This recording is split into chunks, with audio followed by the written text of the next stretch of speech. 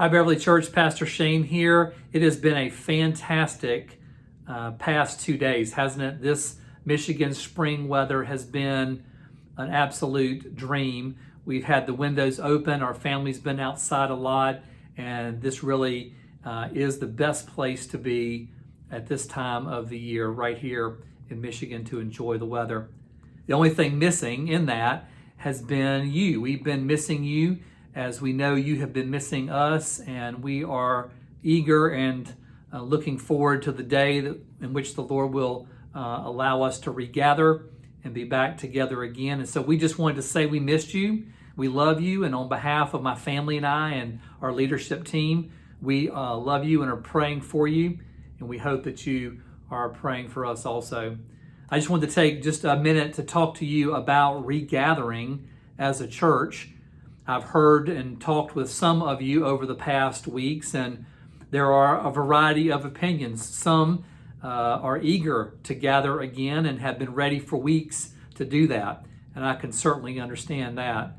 Others that I talk to are a bit more cautious and think that perhaps we should wait longer, that they personally are not ready to come back to gather together again, and I understand that also. And then we have other people who I've heard from who are concerned that when we regather, that the church may not be like we're used to it being. It may not operate and function exactly the same way that we're used to, and I certainly understand that also.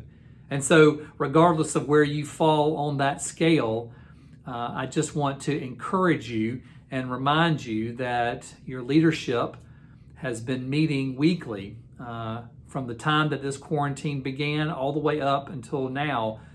We've been meeting weekly to talk and discuss and pray about the ministry of the church and how we can best care for you and the details of our reopening. And we are looking at that and talking about that. And as we discuss and try and work out some kind of plan, we're using 4 kind of markers to help guide our thinking and discussing into that area.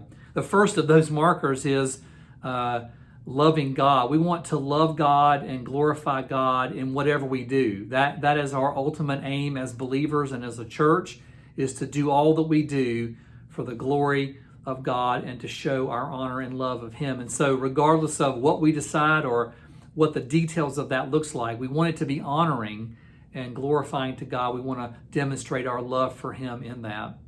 A second marker that we're using to guide our thinking and discussing through this process is love of neighbor. We really want to, as the scriptures call us to do, we really want to love each other well and love our neighbors well. And so what that means is that we have to often sacrifice our own preferences and our own desires for the sake of other people.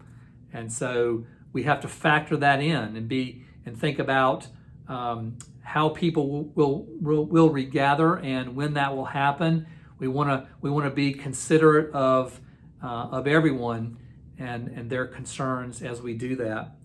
A third marker that we're using to guide us is submission to authority. The Bible calls us as believers to submit to the authorities that God has placed over us. And so we want to be as humble and as respectful as we possibly can and submit to the authority that God has placed over us and over the church.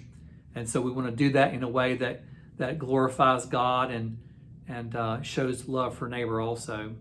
A final marker that we are using is we are looking at the wisdom of other churches, both in this area and in other states that are already beginning to reopen, and looking at what they're doing, what churches in those states are doing to try and gain wisdom from that for how we might proceed in the future.